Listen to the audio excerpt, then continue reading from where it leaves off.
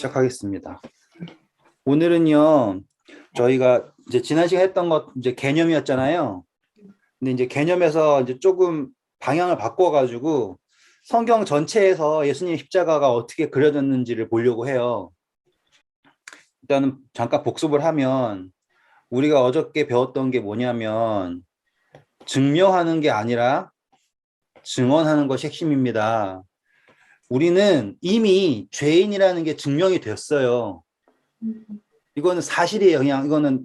그래서 우리가 아직 죄인 되었을 때, 다시 말하면 우리가 누구라고 죄인이라고 완전히 나타냈을 때 그분께서 우리를 위해 돌아가심으로써 하나님께서 우리를 향한 그분의 사랑을 확증하셨다라고 하는 게 어제 핵심이었잖아요.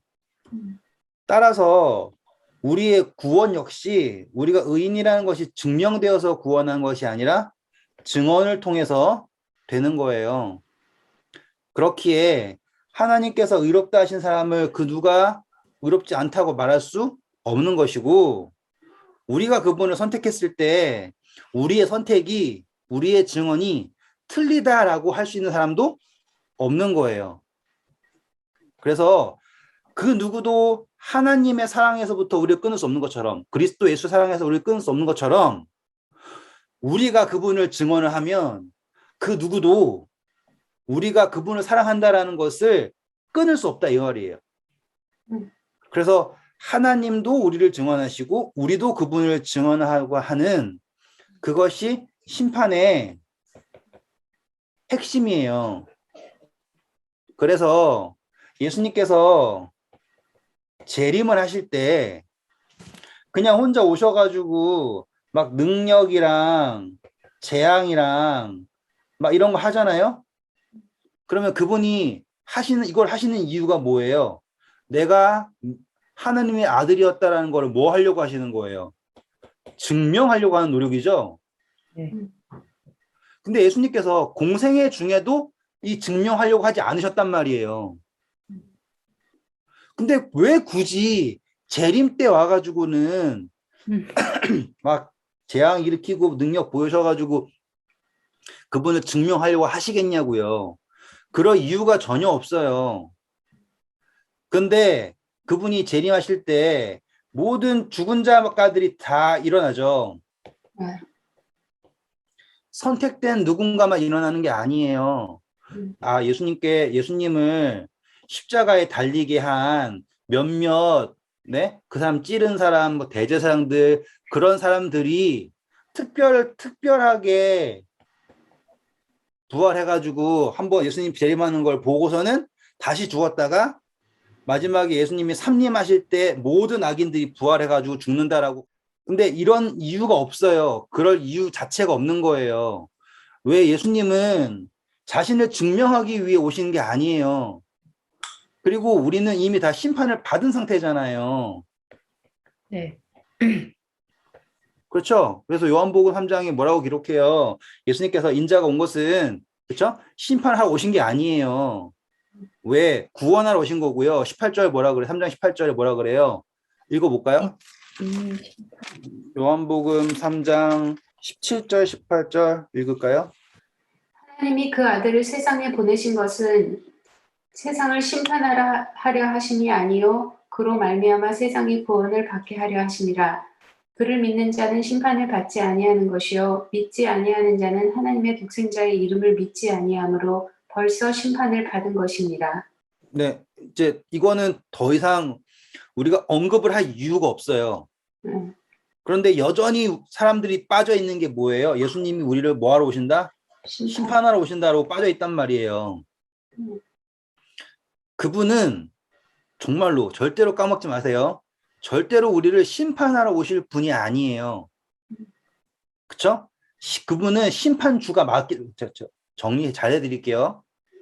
그분은 심판의 주권을 가지고 계시죠. 네. 그래서 그걸 우리는 심판주라 그래요. 네. 제가 재판관이라 안 하는 거예요, 지금. 심판의 주권을 가지고 계세요. 재판관이 아니라 뭐라고요? 심판에 관한 주권, 다시 말하면 자격을 가지고 계시다고요. 이해되셨어요? 자, 네. 그걸 뭐라고 설명하냐면 요한복음 5장 27절. 또 인자됨으로 말미암아 심판하는 권한을 주셨느니라. 네.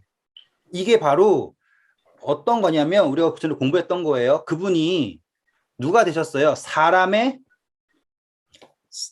사람의 아들이 됐잖아요.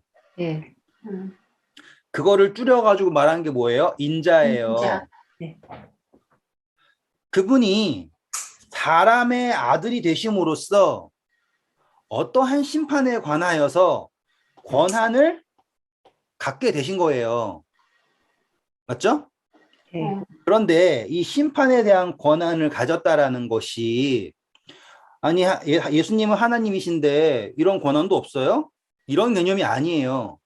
음, 그것은 뭐냐면 이 심판의 권한으로서 누구를 살릴 수 있는 거냐면 사람을 살릴 수 있다 이 말이에요. 그래서 히브리서 2장 그리고 4장에서 말하는 게 뭐예요? 그분은 우리를 동정하실 수 있다 그러죠. 네. 왜? 우리의 모든 고난을 다 겪으셨잖아요. 우리와 똑같이 시험 받으신 이로되 죄는 없다라고 하심으로써 우리가 그때 전지 공부했잖아요. 전지. 네. 그래서 그분이 모든 것을 아시기 때문에 우리를 구원하실 수 있잖아요.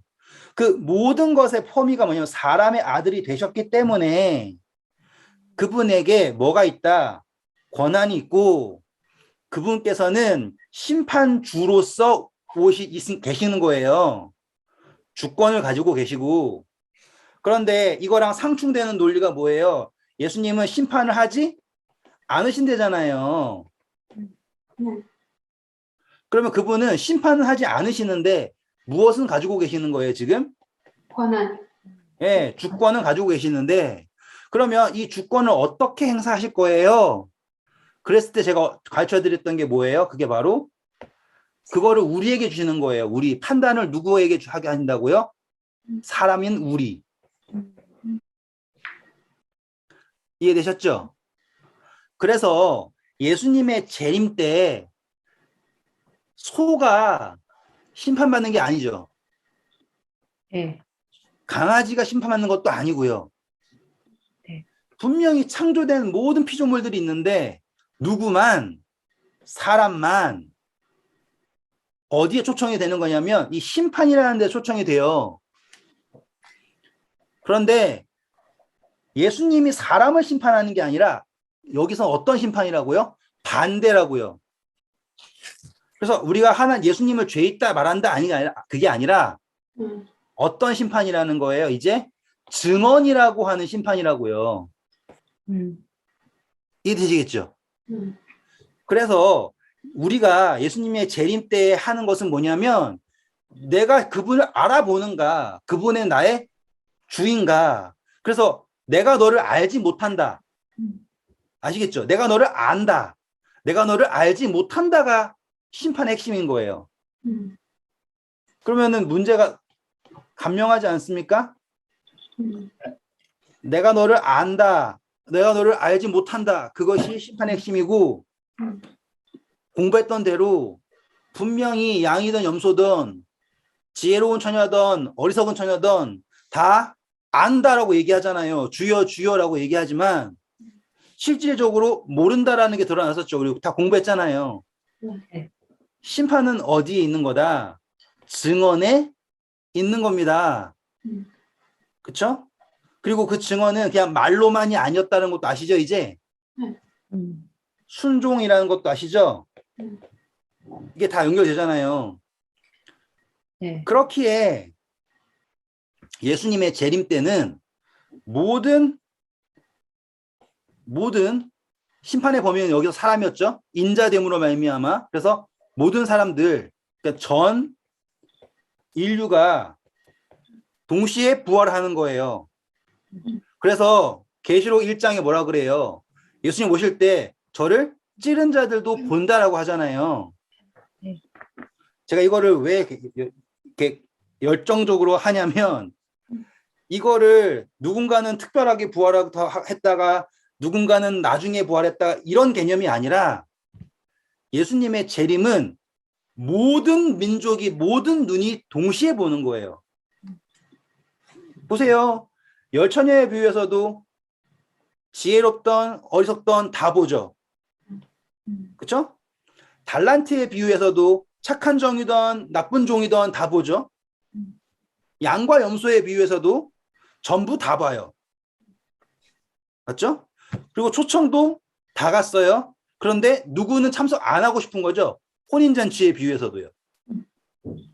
다시 말하면 재림이라고 하는 것은 누군가가 상황 때문에 안 본다가 아니라 모든 눈이 볼 수 있는 것이고, 그리고 그때 이루어지는 심판은 그분이 우리를 죄인이라고 증명해서 벌 주는 심판이 아니라 예수님의 재림은 구원하러 오시는 거예요.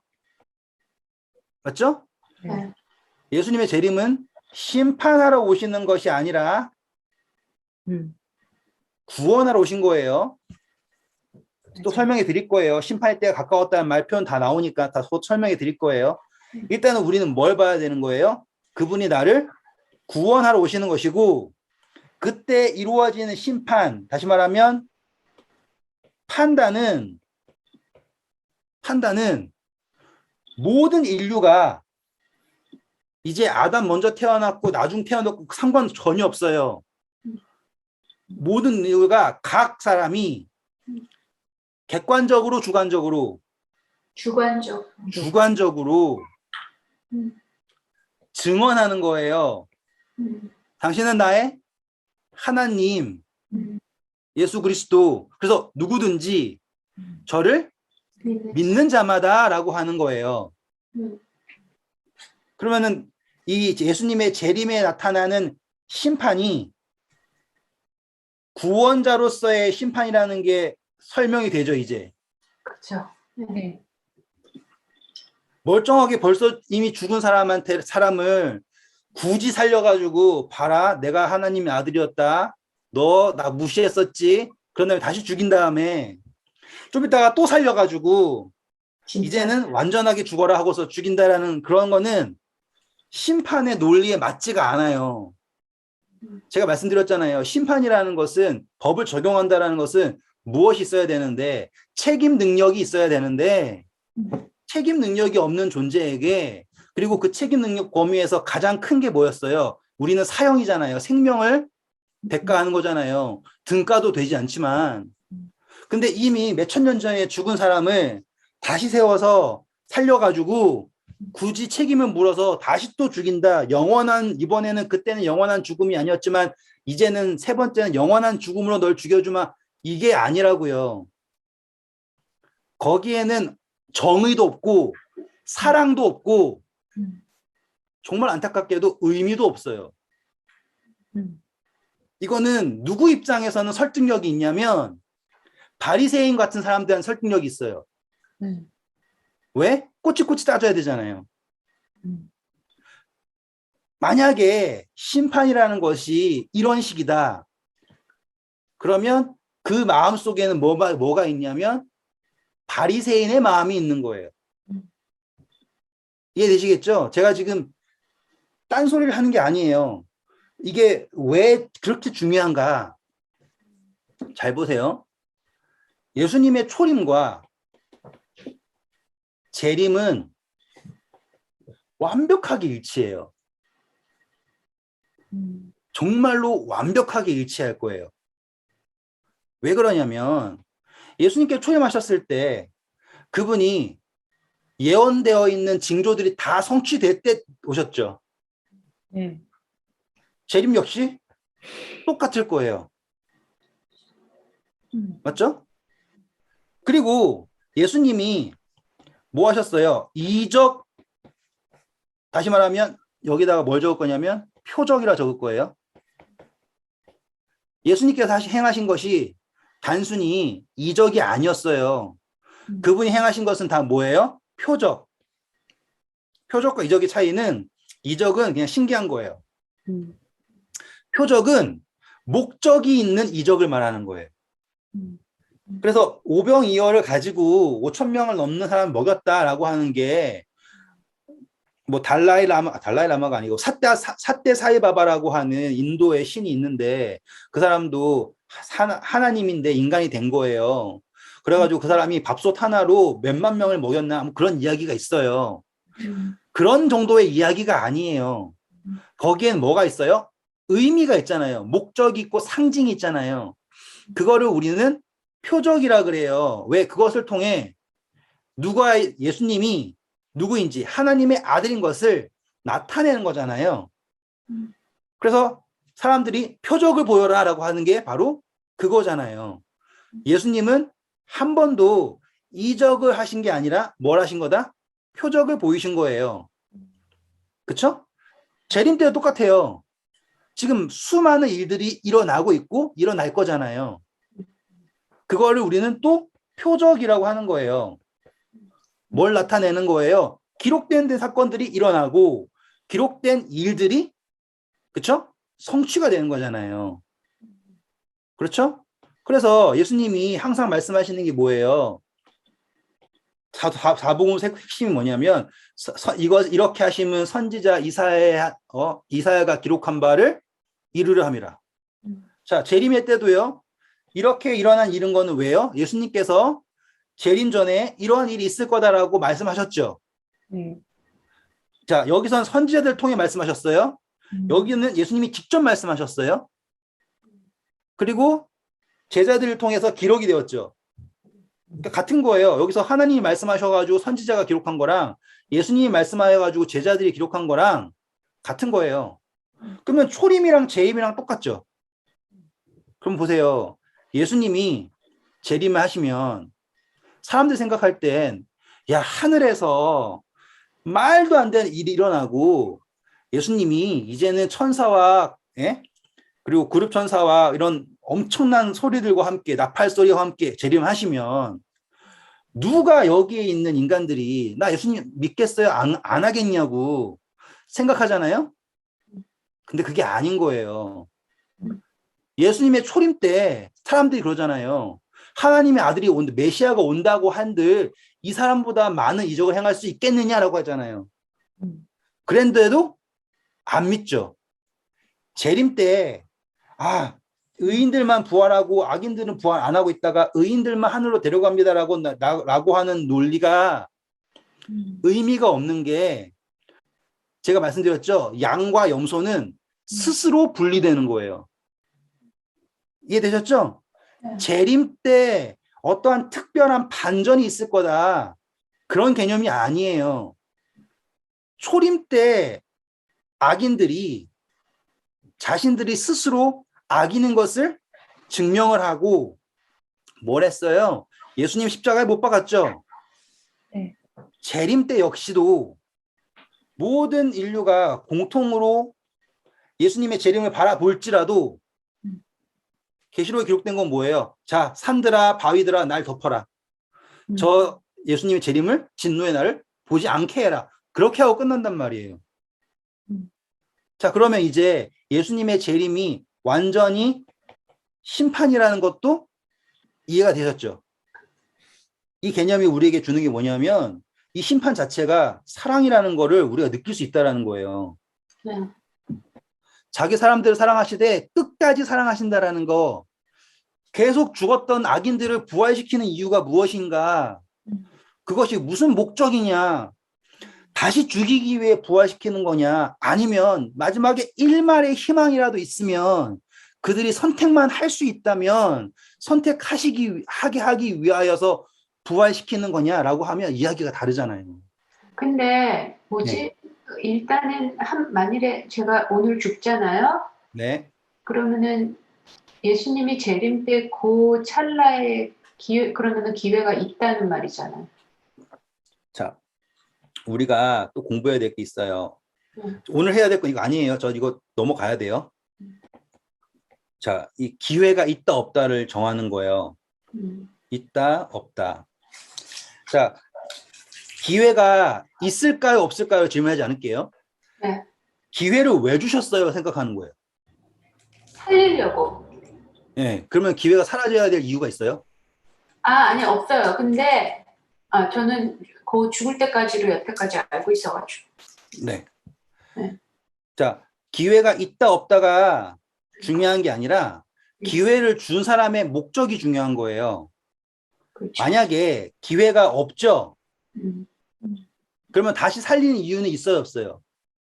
없어요. 그러니까 그거를 여쭤보려고 그런 거예요. 그러니까 네. 만일에 뭐 겉봐 증명하려고 나 하나님 맞지? 이러려고 깨우는 게 아닌 이상은 네. 죽으면은 이제 기회가 없다고 제가 여태까지 그렇게 생각하고 있었는데 네. 다시 뭐 굳이 그럴 거 그냥 그대로 끝내지. 네. 다시 살릴 필요가 있냐고 그렇다면 그것도 아까 좀 이상했거든요. 오케이. 안 되겠어요. 오늘 좀 시간 더 쓸게요. 왜냐면은 자칫 오해하면 산으로 갈 수 있으니까. 약간 그죠. 예. 네. 정확하게 할게요. 네. 먼저 기회를 왜 주셨냐라고 했을 때 그것은 왜 준 거예요? 살리기 위해서 주신 거예요. 네. 우리 여기에다가 유다 이야기 해볼게요. 유다 이야기. 음. 유다는 예수님을 선택을 했어요? 안 했어요? 결국 안 하고 죽은 거죠. 그렇죠.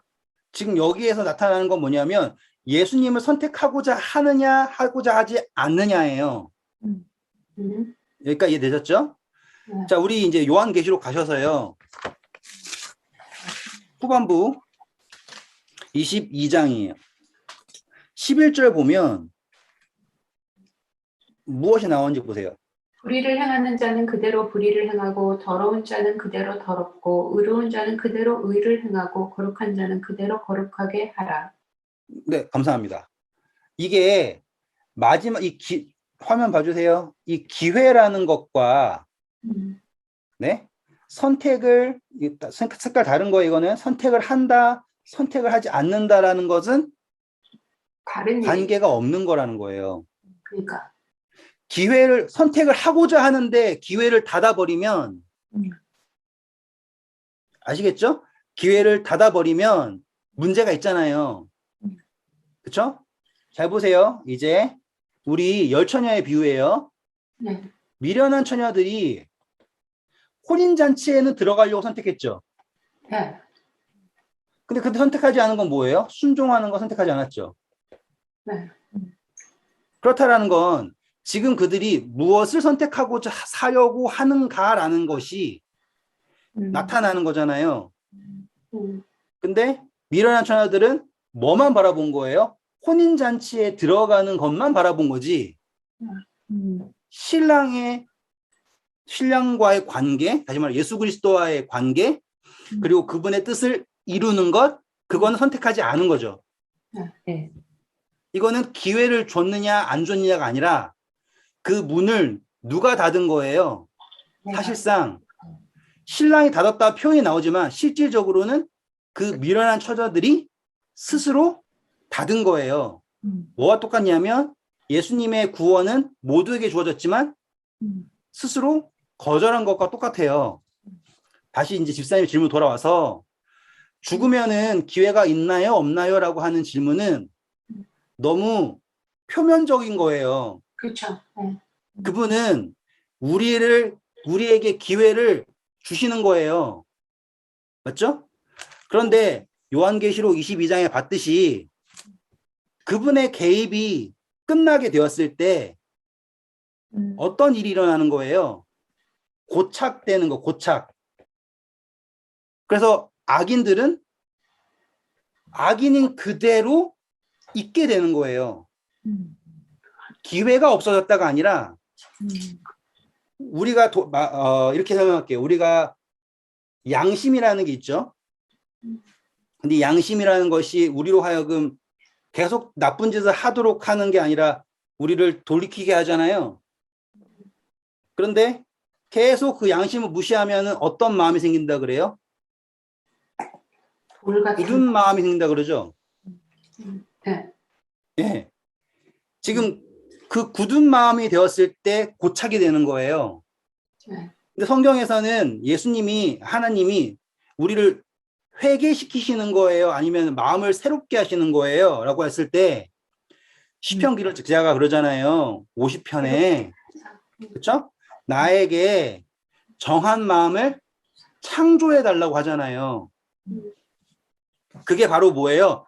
예수님을 나에게 개입할 수 있게 그분을 나로 받아들이는 거죠. 네. 요한계시록 22장 11절은 뭐냐면 그것이 끝난 모습이 이렇다라는 거예요. 그 예수님의 개입이 끝나는 것은 재림 이후겠네요. 그러면 땅에 있는 사람들한테. 자, 그림을 그려드릴게요. 오늘 이거 할 생각이 아니었는데 길게 가서 좀 아쉽긴 하지만 재밌을 거예요. 여기에 우리가 제일 잘 아는 사람으로 해볼게요. 모세가 있어요. 모세가 여기서 죽었죠? 네. 근데 모세랑 함께 있던 사람이 옆에 바로가 있어요. 바로가 여기서 죽었어요. 그러면은 바로는 생각할 때 이 사람은 뭐 할 걸로 확정된 사람이에요. 죽을 거? 그렇죠? 네. 죽을 걸로 확정된 사람이에요. 그러면 여기에서 다시 부활시키는 이유는 여기에요. 네. 여기 첫 번째가 재림이에요. 네. 그리고 여기가 삼림이라고 할게요. 이렇게 돼요. 십자가는 여기 있죠? 맞아요? 네. 자, 그러면 바로에게는 예수님의 십자가가 의미가 있어요, 없어요? 없죠. 근데 원래는 있죠. 근데 그러니까 있어야 되잖아요. 바로에게는 없죠. 그러니까요. 응. 그러면 바로는 만약에 바로가 여기서 태어났다 쳐볼게요. 그래서 우리랑 같이 교회 다니고 만약에 그랬다고 쳐요. 그럼 십자가가 선재하죠. 그럼 바로에게는 십자가라는 게 의미가 있죠. 그죠. 네, 뭐. 네, 개념상으로. 네. 네. 그래가지고 바로가 여기서 부활 똑같이 했다고 쳐요. 네. 그러면 여기 1번 이야기랑 2번 이야기랑 바로에게 예수님이 있는 바로는 누군가 이거예요. 사실 원래 성경대로 하면 no difference잖아요. 그죠? 그렇죠. 그러니까 차이가 없어야 되는데 네. 죽어버린 사람한테는 예수님이라는 경험 자체가 없다니까요.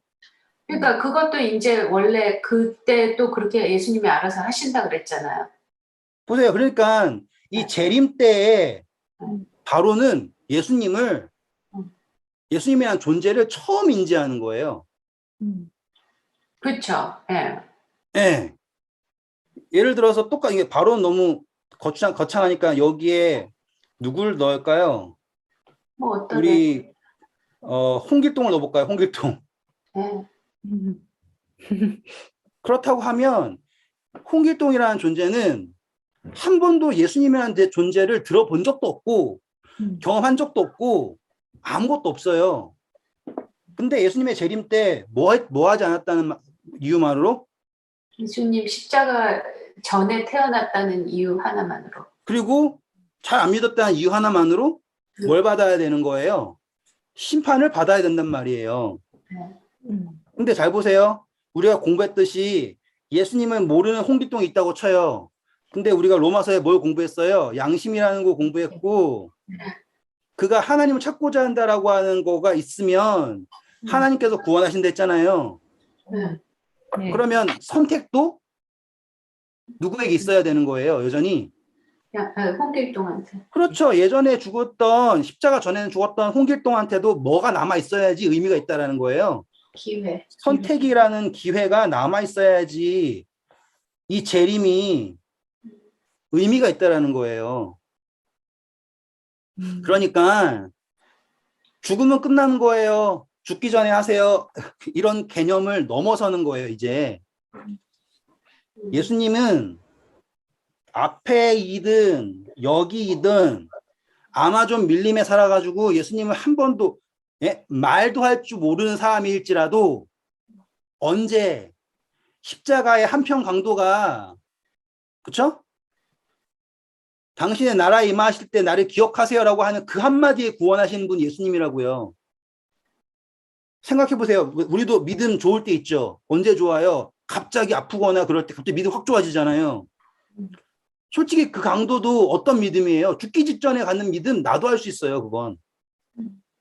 뭐 그 믿음이 대단한 믿음 나중에 또 공부하면 재밌어요. 그것도 재밌는 부분이에요. 그 순간의 믿음만으로도 예수님은 그에게 뭘 주신다고요? 약속을 주셨단 말이에요. 따라서 죽는 순간 끝나는 거예요. 그 다음부터는 계속 그냥 죽었다 깼다 죽었다 깼다 하면 심판받는 거야라는 논리가 아니에요. 그 논리는 완전히 누구에게만 아주 좋은 논리냐면 예수님 태어나서부터 잘 믿고 나름 딴 사람들보다 잘하고 그래서 내가 왜 구원받아야 되냐는 거를 잘하고 있는 잘 나타내고 싶은 사람들이 시나리오를 만든 거예요. 완전히 딱 시나리오. 그래서 내가 구원받는 거는 하늘에서 천사들한테도 증명이 되고 예수님한테도 증명이 되고 책에서도 증명이 되고 이래가지고 구원받았고 쟤는 저래가지고 구원 못 받았다라는 걸 우리가 1000년 동안 공부한 다음에 야 하나님 정말로 심판 잘 하시네요. 이렇게 얘기하기 위해서 하는 게 아니라고요. 제 의도를 아시겠죠? 그래서 기회가 없어진다. 그거는 뭐예요? 틀린 말이라고요. 재림의 때 우리는 여전히 모두가 뭐 어떤 게 남아 있어야 돼요? 선택의 기회가 여전히 남아 있어야 해요. 그리고 그 마지막 선택은 예수님께서 절대로 가치 없다 하지 않으신다고요. 근데 잘 보세요. 십자가에 매달렸던 다른 편 강도는 분명히 마지막인데도 불구하고 어떤 선택을 하는 거예요? 끝까지 저주하고 가잖아요. 똑같은 거예요. 요 재림 때 일어난 요 이야기가 제가 말씀드렸죠. 예수님 초림이랑 재림이랑 똑같다고요. 그 한편 강도는 예할 때 구원을 하고 한편 강도는 아니하니까는 아니게 된 거랑 같은 이야기가 있기 때문에 선택의 기회는 여전하고 다시 말씀드리지만 예수님이 우리의 마음을 새롭게 창조하지 않으면 그거를 허락하지 않으면 어떻게 된다? 악한 사람은 변할 수 없다라는 게 나타나는 거예요. 그게 증명돼요. 여기서. 증명되는 건 뭐라고요? 내가 의인이다 아니다가 증명되는 게 아니라 예수 그리스도라고 하는 창조주이신 그분이 우리에게 없으면 우리는 생명을 가질 수 없다. 변할 수 없다. 죄의 삭은 무엇이다? 사망이라는 것이 증명되는 것이 바로 여기인 거예요. 재림? 여기까지 헷갈리지 않게 되시죠? 네, 그게 바로 재림이라고요. 네, 그게 바로 재림이에요. 이왕 한 김에 오늘 이거 쭉 갈게요, 그냥. 네. 요한계시록 1장 가보세요. 요한계시록 1장 7절 읽어주세요. 볼지어다 그가 구름을 타고 오시리라. 각 사람의 눈이 그를 보겠고 그를 찌른 자도 볼 것이요 땅에 있는 모든 족속이 그로 말미암아 애곡하리니 그러하리라. 아멘. 네, 지금 아까 재림할 때 모든 존재가 본다 그랬죠? 이게 되셨죠?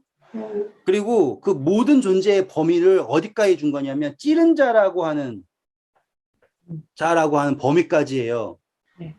그러니까는 이걸 말하고자 하는 목적은 뭐예요?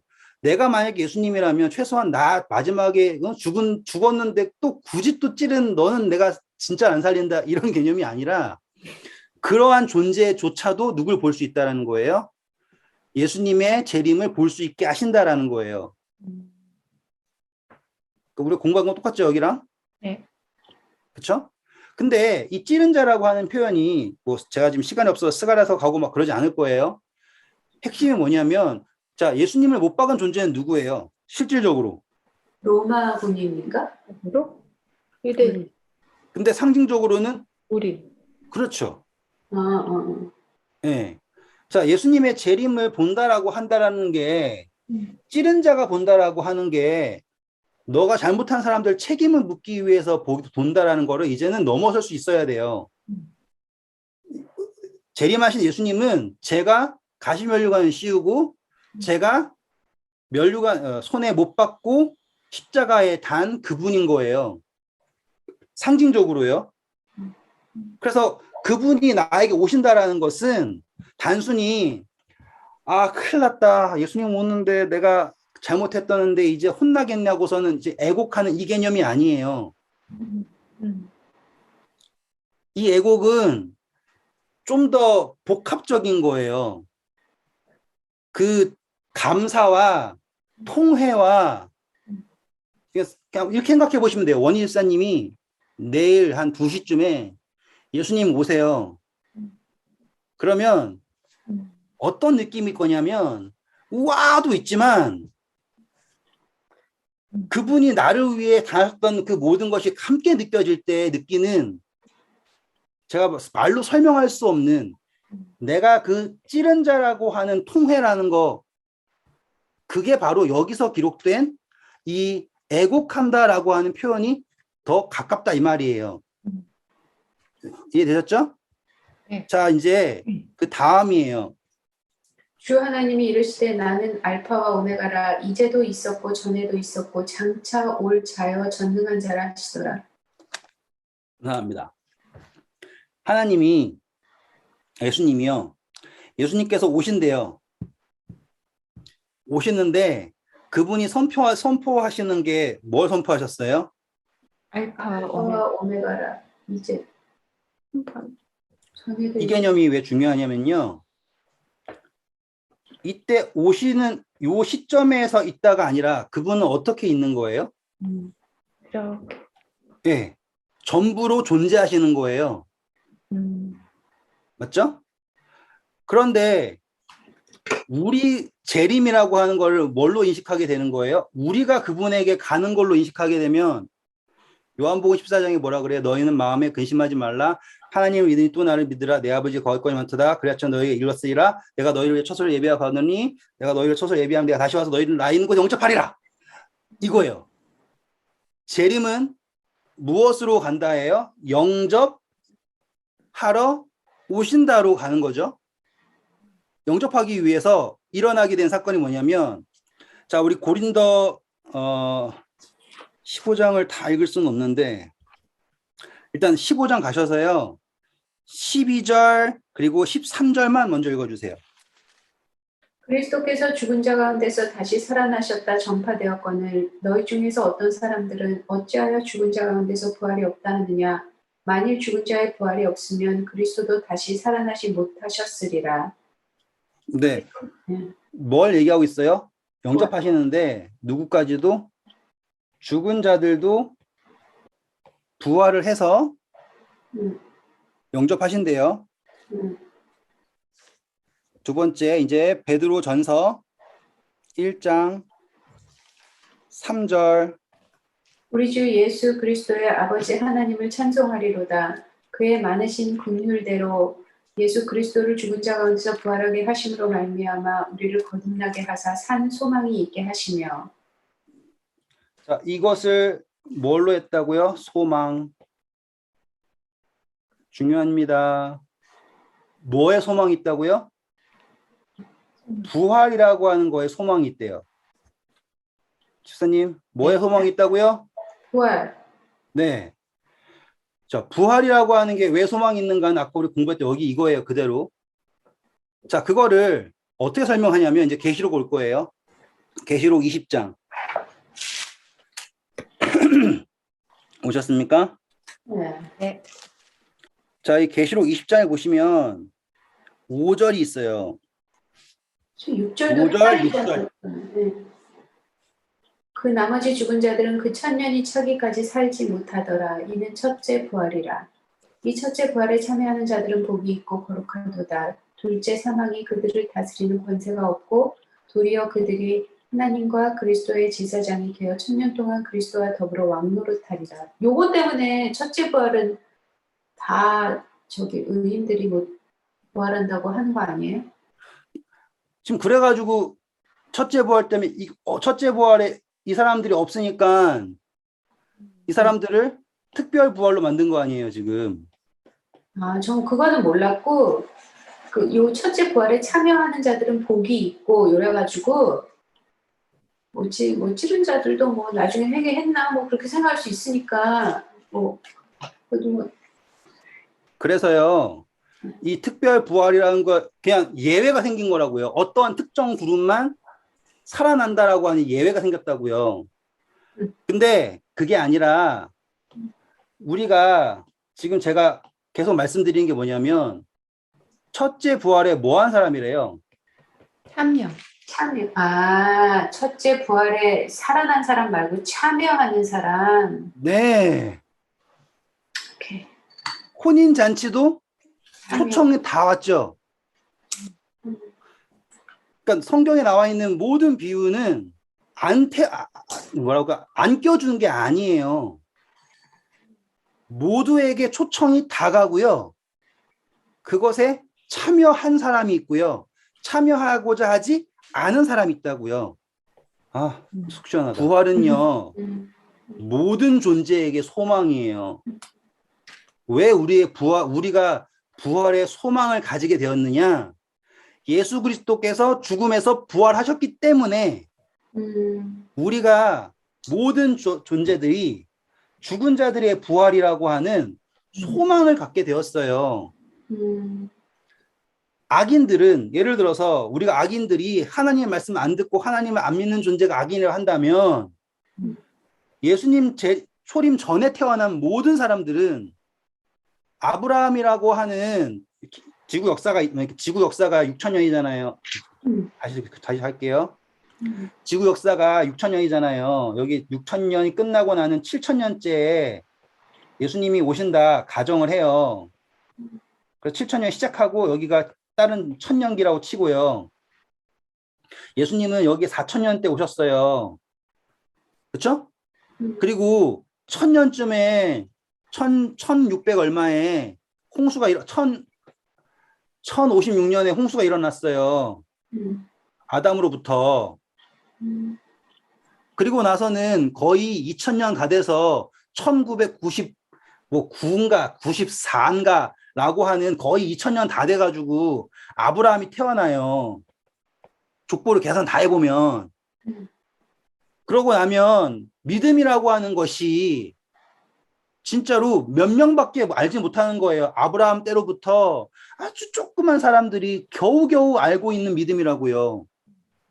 유대나라라고 하는 팔레스타인에서 저기 조금 있는 민족들이 믿던 게 예수 4,000년에 십자가 사건이 있고 난 이후에 갑자기 난데없이 콘스탄티누스 황제가 개종을 하면서 로마 제국이라는 거를 먹고서 그 다음부터 말도 안 되는 이상한 교리, 사실상 정치적으로 이용된 그렇게 퍼진 거잖아요.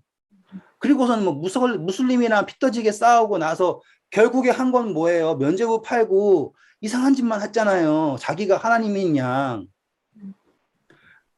그러다가 종교개혁이 일어나가지고는 뭐 퍼졌다고 치지만 지구의 인구의 과연 몇 퍼센트가 전체 이 태초부터 지구 인구의 몇 퍼센트가 과연 우리가 생각하는 특별히 우리가 배워왔던 그 교리 내에서의 구원의 조건을 맞출 사람이 있겠냐고요.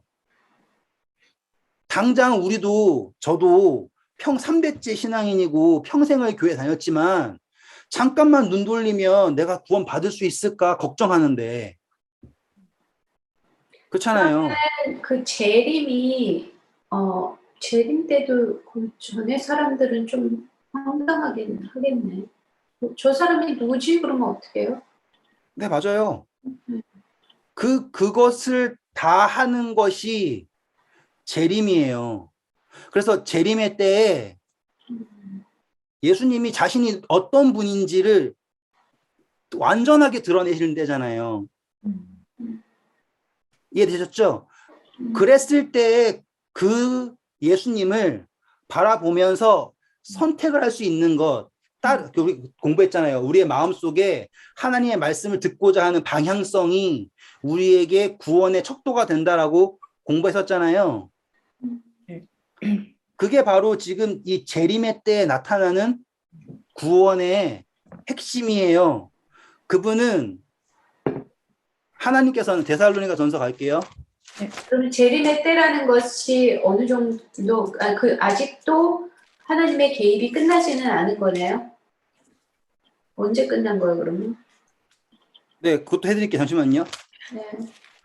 자, 데살로니가 전서도 가고 후서도 가야 되는데 일단 후서만 먼저 갈게요. 오셨어요? 네. 네. 데살로니가 후서. 좋다. 우서. 원두에 다 읽나요? 5절. 7절. 읽을 게 너무 많죠. 이거 다 읽으면 한도 끝도 없을 것 같아가지고 여기 일장 하는 거야? 제가 읽을게요. 네. 네. 7절에 보면 예수님께서 하나님께서요 하늘로부터 불꽃 가운데 나타나셔요. 네. 네. 그렇죠? 네. 8절 읽어주세요 이제. 하나님을 모르는 자들과 우리 주 예수의 복음에 복종하지 않는 자들에게 형벌을 내리시리니 네. 이런 자들은 주의 얼굴과 그의 힘의 영광을 떠나 영원한 멸망의 형벌을 받으리로다. 네, 이거예요. 자, 이거를 어떻게 설명할 수 있는 거냐면 아까 조건들 똑같이 나왔죠. 보세요. 하나님을 모르는 자, 네. 복음에 복종하지 않은 자들에게죠. 네. 자, 모르는 사람들은 어떤 사람들일까요? 아까 홍길동. 모르던 사람. 아니에요, 이제는. 음. 음. 여기 있는 사람들은 하나님을 모르는 게 아니에요. 아, 그치. 어디세요? 예수님을 모르는. 나더러 주여 주여 하는 자마다 다 천국에 갈 것이 아니요 내 아버지 뜻대로 행하는 자라야 천국에 간다라고 했지 않습니까? 미련한 처녀도 그리고 염소들도 하나님을 알아요. 안다고 얘기해요. 근데 뭐 하지 않아요? 하고자 그분의 뜻을 따르고자 하지 않죠. 그것이 모른다라는 거예요. 그리고 그 모른다라고 하는 것에는 그들 안에 뭐가 없는 거예요. 하나님이 없는 거예요. 그렇다는 것은 뭐가 없는 거라고 그랬어요? 생명이 없는 거예요. 그러니까 결국에 지금 데살로니가 후서가 심판에 대해서요. 1장부터 2장 해가지고 그냥 쭉 나와요.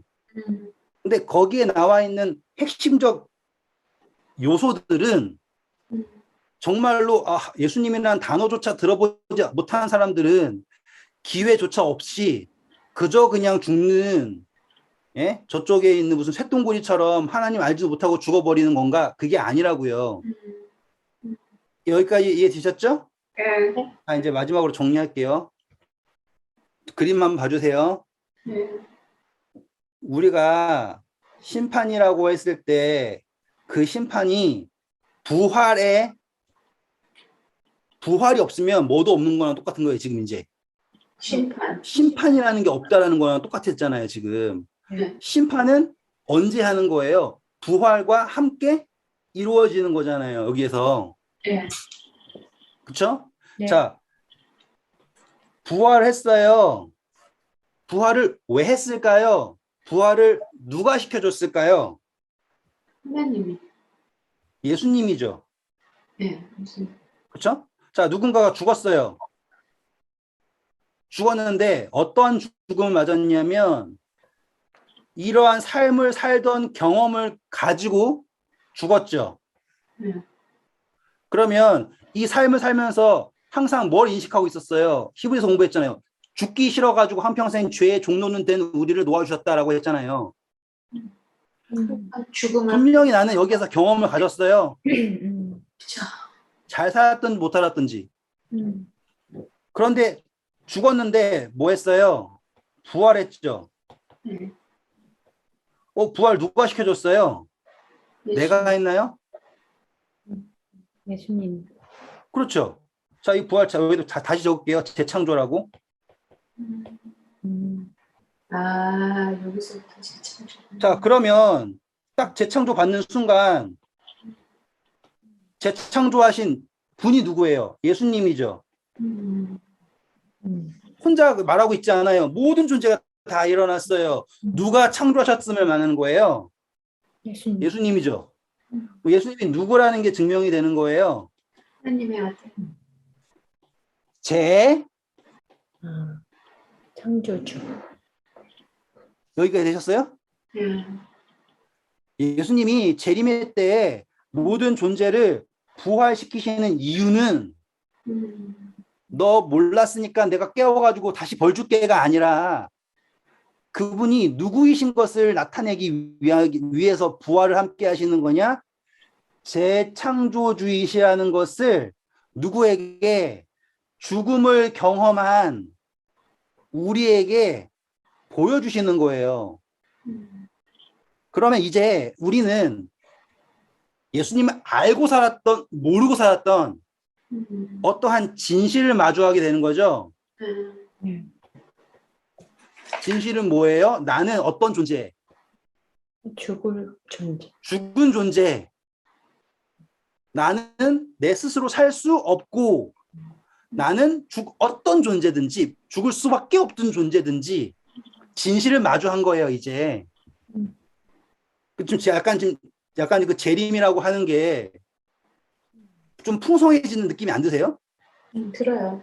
그냥 너 잘못한 거 내가 혼내러 온다. 야, 예수님 오신대, 혼내러 오신대. 빨리 예수님 오시기 전에 빨리 좀 준비해라. 안 그러면 너 혼난대. 이런 개념이 아니잖아요, 지금. 네. 네. 딱 예수님이 재림하실 때 부활이라고 하는 게 딱 같이 이루어짐으로써 분명히 드러나는 게 나왔죠. 예수님은 어떤 존재라는 게 드러났어요? 재창조주라는 거. 창조주의시라는 게 드러난 거예요. 또 확실하게 드러나는 건 뭐예요? 나는 여기에서 경험이 있으니까 나는 알아요. 아담처럼 없었다가 태어난 거면 내가 누군지 몰랐잖아요. 그래서 아담은 뭐 할 수 있어요? 착각할 수 있어요. 내가 하나님인가? 착각할 수 있다고요. 근데 죽은 존재가 부활했을 때는 과연 죽었다가 부활한 존재가 내가 하나님이라고 착각할 수 있을까요? 아니요. 없죠. 그게 바로 지금 진실을 마주한다라는 게 바로 이 재림 때의 핵심이에요. 그러니 악한 존재든 하나님을 알고 있던 사람이든 모르고 있던 사람이든 다 같은 페이지에 놓이는 거라고요. 분명히 알고 있는 사람은 훨씬 좋겠죠. 그렇죠? 그건 특권이에요. 하지만 그 특권이 구원의 조건은 아니잖아요. 구원은 다 뭐예요? 은혜잖아요. 은혜. 네. 자, 그래서 이 진실을 마주하게 되었을 때 뭘 할 수 있게 되는 거예요? 드디어? 선택. 그쵸. 깔끔하지 않아요? 진실을 마주하고 나서 선택을 하는 거예요. 그러네. 그 뭐지? 그때 생각 잘해야겠네. 그 시간이 길라나 짧을라나? 자, 그래서 지금 이제 확실하게 하셨죠. 재림 때에 진실을 마주하게 된다라는 건 단순히 예수님이 하나님의 아들이라는 게 나타납니다. 그걸 하나님께서 예수님이 이제 보이시는 거예요. 라고 하는 예수님이 관심 받고 싶어서 내가 누군지를 억울했는데 이제 알린다라는 개념이 아니라 요 개념이 드러나는 거예요. 우리는 죽었다가 살아났어요. 나는 어떤 존재?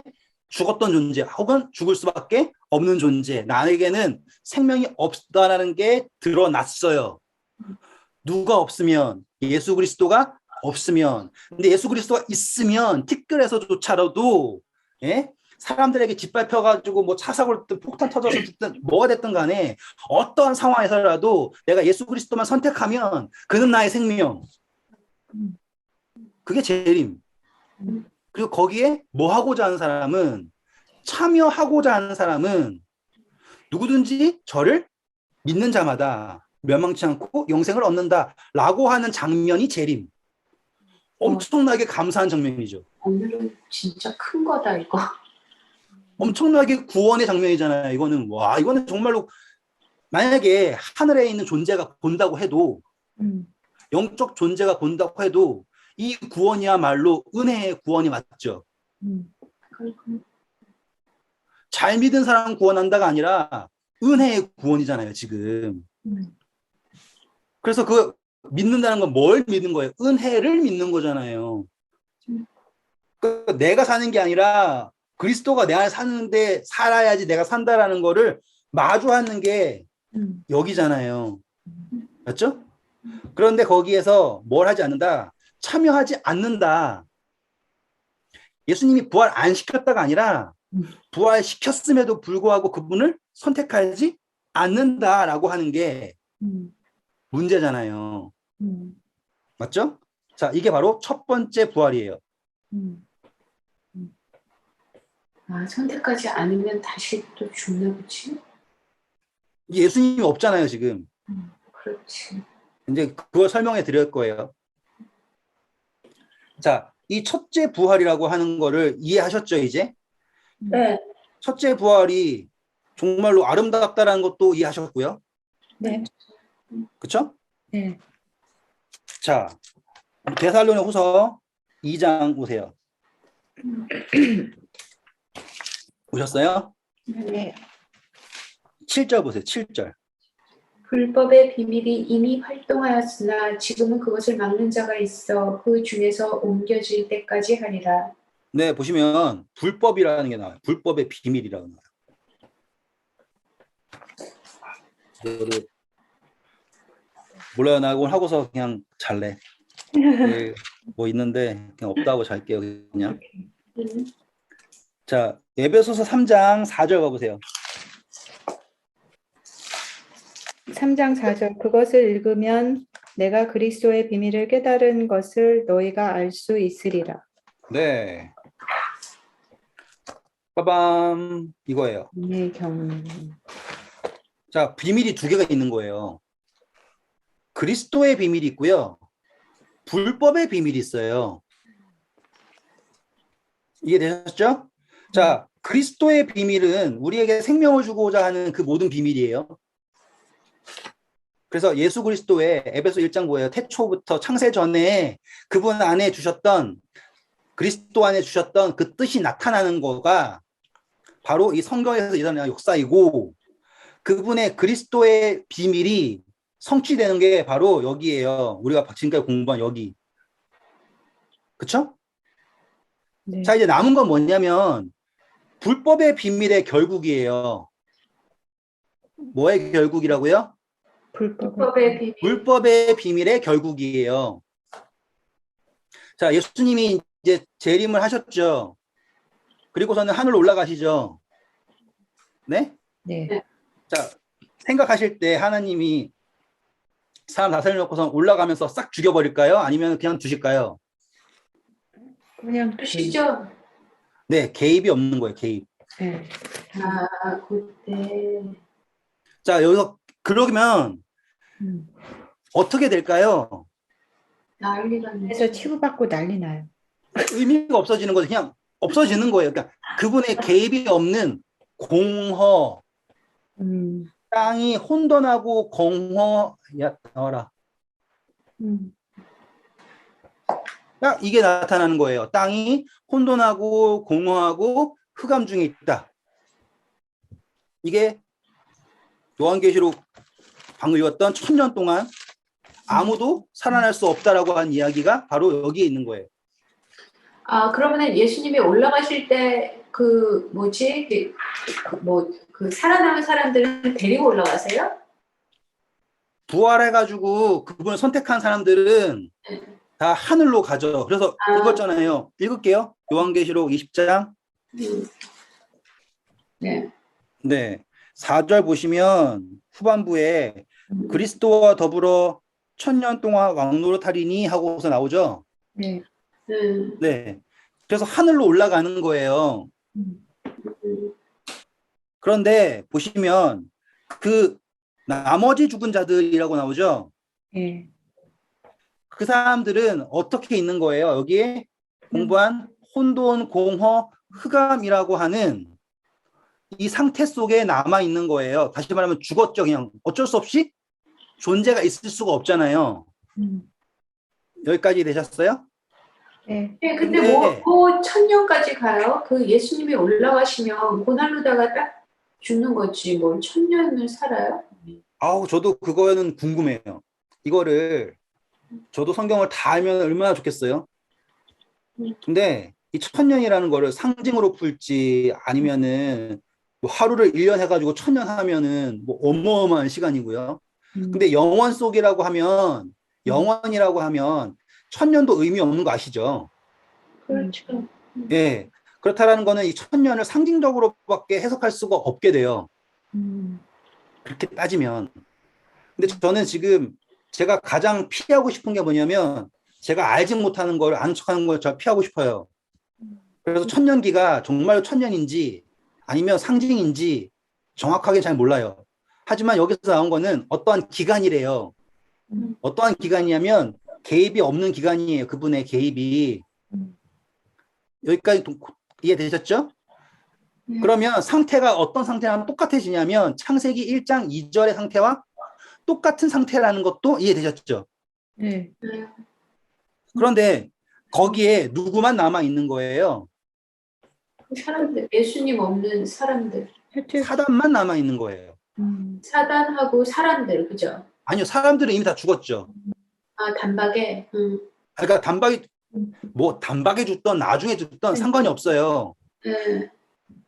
살지 못하더라 하니까. 그렇죠. 개입이 없는 거예요. 개입이 없어요, 지금. 음. 그런데 유일하게 놔두신 존재가 누구냐면 사단이에요. 왜냐? 불법의 비밀. 비밀이에요. 음. 자, 예수님의 비밀은 우리를 살리심으로써 그분이 누구인가 증명되었죠. 예. 이해되시겠어요? 그리스도의 비밀은 뭐예요? 예수 그리스도가 누구인가예요. 근데 그것이 재림으로써 어떻게 되었어요? 완전하게 증명이 되었죠. 맞죠?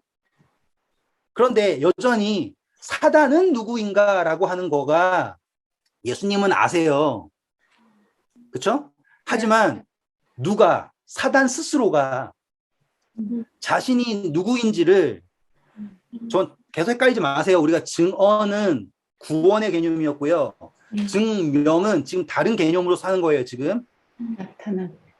아시겠어요? 지금 구원하고 관계가 완전히 없는 거예요. 이건 지금 네. 우리는 지금 자 예수님 재림하셨을 때 우리가 죽은 자들이 부활함으로써 우리가 누구인가를 증명된 거죠. 우리가 생명이 없다라는 것이 증명되었지만 내가 구원받는 것은 증언으로 받는 거잖아요. 그렇죠? 차이점 아시겠죠? 네.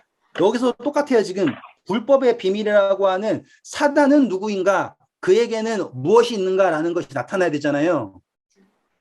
그러면 창세기 1장 2절의 상태에 예수 그리스도께서 오셨을 때는 뭐가 일어났어요? 창조가 이루어졌죠. 그렇죠? 그런데 똑같이 창세기 1장 2절과 같은 상태에 누가 놓였을 때 사단이 놓였을 때 어떠한 기간 동안 사단이 놓였을 때 사단은 거기에서 생명을 만들 수 있어요? 없어요? 없죠. 그래서 이 지금 사단이 옥에서 갇혔다라고 하는 게 어떤 의미인 줄 아시겠어요?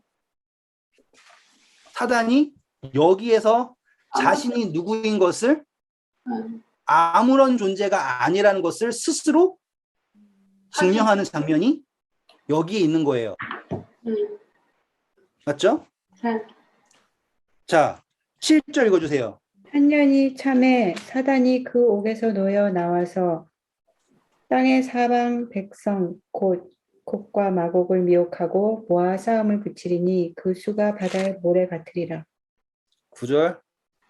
그들이 지면에 널리 퍼져 성도들의 진과 사랑하는 성을 두루매 하늘에서 불이 내려와 그들을 태워버리고 또 그들을 미혹하는 마귀가 불과 유황못에 던져지니 거기는 그 짐승과 거짓 선지자도 있어 세세토록 밤낮 괴로움을 받으리라. 네, 감사합니다. 자, 이제 마지막에 삼림이라는 거예요. 삼림.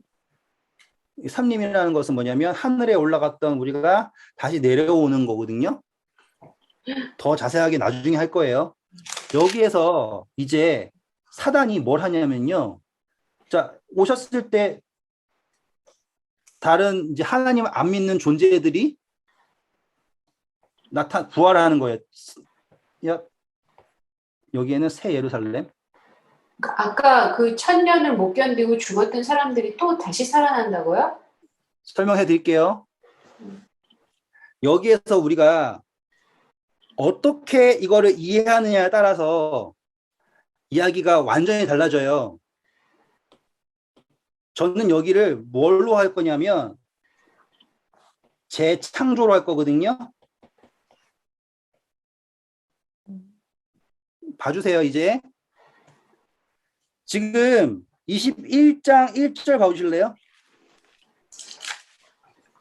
또 내가 새 하늘과 새 땅을 보니 처음 하늘과 처음 땅이 없어졌고 바다도 다시 있지 않더라. 2절. 또 내가 보매 거룩한 성 새 예루살렘이 하나님께로부터 하늘에서 내려오니 그 준비한 것이 신부가 남편을 위하여 단장한 것 같더라. 네, 여기 보시면 분명히 뭐가 내려오고 있어요? 새 예루살렘이 내려오죠. 이걸 우리 뭐라 그런다고요? 우리. 삼림이라고 해요. 네. 그런데 삼림 할 때 아까 9절 보니까 그들이 지면에서 널리 퍼져서 성도들의 진과 사랑하시는 성이라 나오죠. 네. 그게 바로 여기 있는 새 예루살렘이에요. 네. 이해되셨죠? 네. 그랬는데 지금 예수님께서 오시는 이유는 요한계시록 21장은 뭐라 그래요? 이제 더 이상 옛날 것은 없고 새 하늘과 새 땅이라고 나오죠. 네.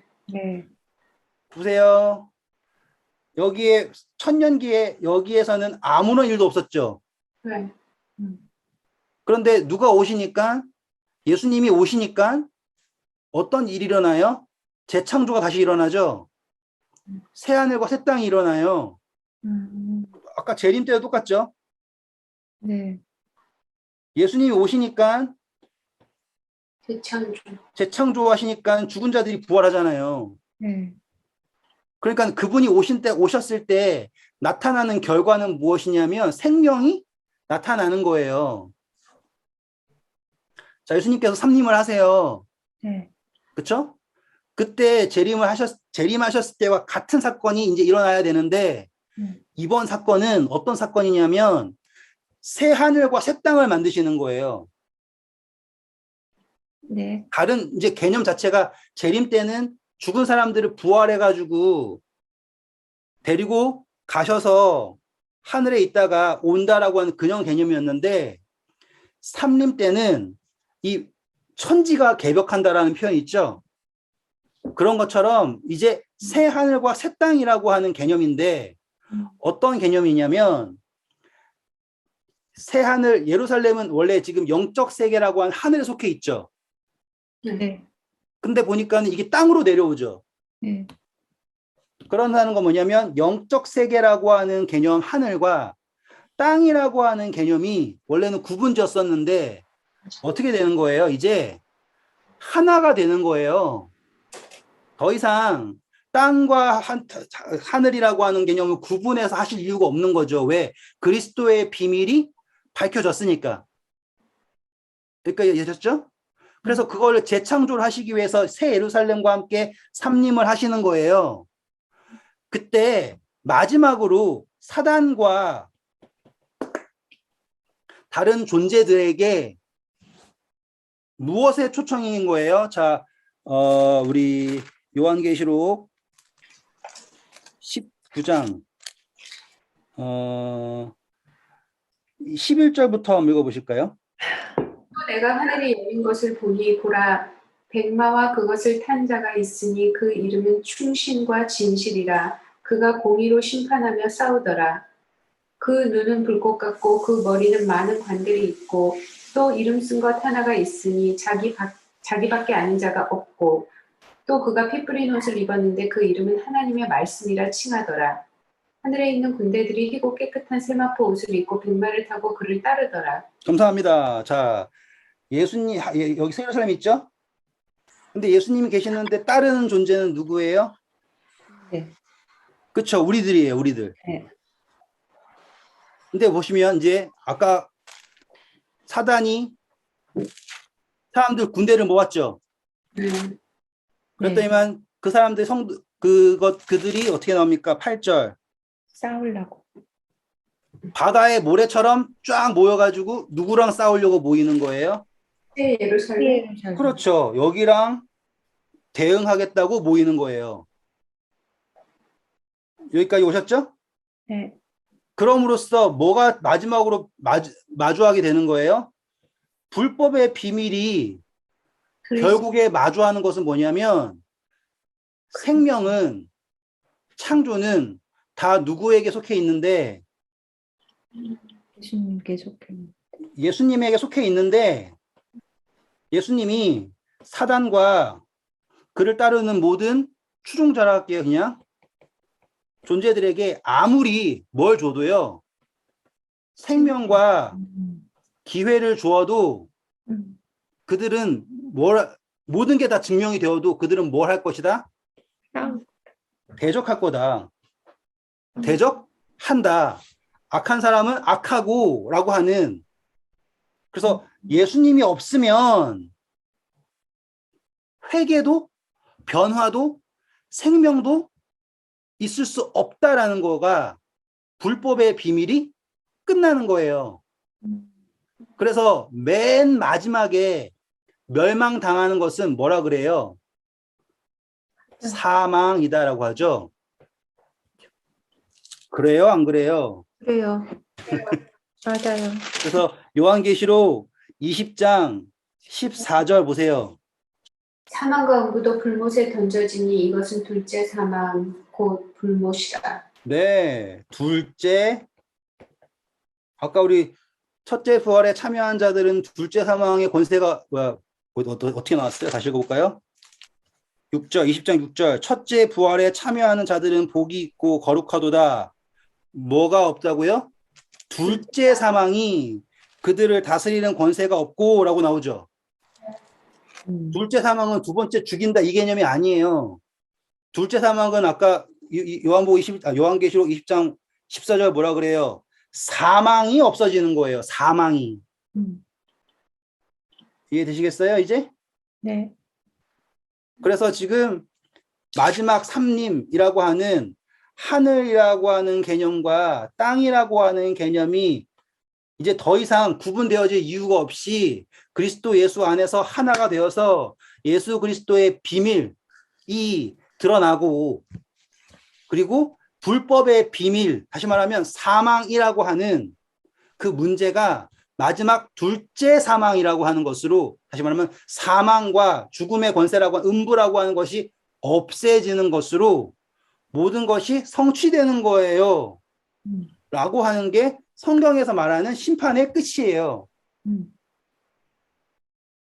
그러면 여기에는 지금 제가 막 엄청나게 오래 했지만 사랑이라는 게 끊이지 않잖아요. 모든 것이 다 은혜라는 것도 했고 다 얘네들이 법으로 심판받았어요? 행위로 심판받았어요? 행위로. 그들이 스스로가 자신이 어떠함을 증명한 거잖아요. 여기에서도 죽음을 경험한 존재들이 자신이 먼지 뿌리는 것을 안 존재들이 진실을 마주하게 되었을 때도 맞죠? 심판을 하는 것은 다 그들의 행위예요. 착하게 살았냐 나쁘게 살았냐가 아니라 그들 스스로가 내가 예수 그리스도에 속했는지 그렇지 않은지를 증거한다고요. 말 나온 김에 예수님의 십자가 역시 똑같은 거예요. 그래서 예수님의 초림을 속에서 바리새인들이랑 제사장들이랑 그렇게 소리를 치면서 한 이야기가 뭐예요? 그 피를 우리 자손에게 돌려라라고 하면 그럴 필요가 없잖아요. 그렇게 당당하게 예수님을 공격한 것처럼 여기에서도 그들이 그렇게 당당하게 그보다 더 당당하게 하늘에서 온 성도들, 하늘의 군대라 그랬죠? 거룩한 성을 둘러싸고 공격하고 없애려고 한단 말이에요. 그랬을 때 어떤 일이 생기냐면 읽어볼까요? 9절 20장 9절 보면 하늘에서 뭐가 내려와요? 불. 네. 자, 땅이 혼돈하고 공허하고 흑암 중에 있고 그리고 하나님의 신이 수면에 있다 그랬죠? 네. 성경에서 많은 물은 뭘 상징해요? 세상? 민족과 백성들, 세상이잖아요. 네. 그럼 지금 이 마지막 장면이 하늘에서 불이 내려와가지고 성령이에요. 모든 것을 다 소멸한다라는 걸 그냥 벌 준다라고 생각하는 것을 넘어설 수 있는 게 이제는 이걸 뭘로 볼 수 있는 거예요? 새 하늘과 새 땅을 향한 재창조의 개념으로 볼 수 있겠죠, 이제. 그러면은 마지막 삼림조차도 은혜예요. 그 재창조의 불은 제가 전에 말씀드렸잖아요. 심지는 불 붙으면 타요. 근데 뭐한 심지는 안 타요? 기름에 적셔진 심지는 안 타잖아요. 불을 감당하잖아요. 똑같이 흰 말을 타고 어린 양이 이끄는 대로 달려가는 하늘의 군대들은 이미 뭘로 인침받은 상태예요? 성령으로 인침받은 상태예요. 그들은 하늘에서 불이 내려와도 같은 불이지만, 같은 성령이지만 그 성령은 누군가에게는 소멸하는 불이고 누군가에게는 재창조의 불이다라고 하면 이해되시겠죠? 네. 네. 그래서 심판에는 절대로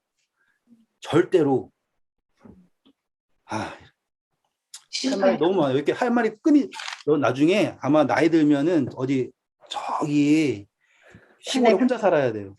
분명히 누구 잡아놓고서 계속해서 떠들어가지고 욕 먹을 거야, 난. 이거는 진짜 오늘 되게 중요한 거예요. 네. 네. 내가보다 더 재밌는 게 있어요. 근데 그걸 안 하고 있는 거예요. 하면은 너무 길어질까봐. 이것만 기억하세요. 그냥 무조건 처음부터 끝까지 사랑이고 처음부터 끝까지 은혜이고 끝까지 그분은 우리 심판하지 않으세요. 절대로. 우리가 우리 스스로를 드러나는 거예요. 그리고 분명히 같은 은혜가 임하지만 그 은혜가 누군가에게는 저주가 되고 누군가에게는 구원이 된다 이 말이에요. 빠밤. 감사합니다. 너무 오래 했죠. 감사합니다. 어떡하냐. 빨리 자야 되겠다. 네? 그래도 하려고 했던 거는 다르지만 네. 아무튼 우리 정말 어려운 거를 여기 진짜로 거의 뭐 모든 사람들이 헤매고 있는 거를 끝낸 거예요. 좀 걱정되는 거는 또 이걸 또 얇게 들고서 막 할까봐. 그러니까 아니 근데 얇게 들을 수 없게 설명해 주는 것 같은데 나는 아까 중간에 끊었으면은 이게 이상해질 것 같아가지고 1시간 반 했어요 우리. 그러니까. 얼른 주세요. 이거 여태까지